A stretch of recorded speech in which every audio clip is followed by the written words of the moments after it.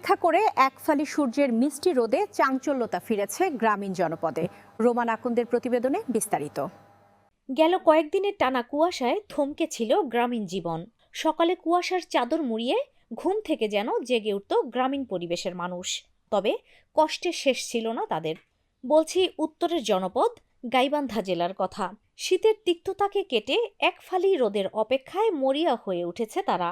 তবে আজকের আবহাওয়ায় তেমন কোনো কুয়াশা না থাকায় সকাল থেকেই বিস্তীর্ণ ফসলের মাঠে দেখা মিলেছে সূর্যের এক ফালি মিষ্টি রোদে কেটে গেছে সকল বয়সের মানুষের জড়তা।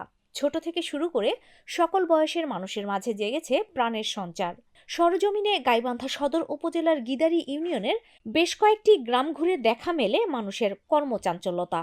কেউ বা ঘর থেকে বেরিয়েছে কাজের উদ্দেশ্যে, কেউ বা সূর্যের এক ফালি রোদ পোহানোর জন্য ভিড় জমাচ্ছে রাস্তাঘাটে, আবার কেউ বা শীতের কাপড়গুলো শুকাচ্ছে মিষ্টি রোদে।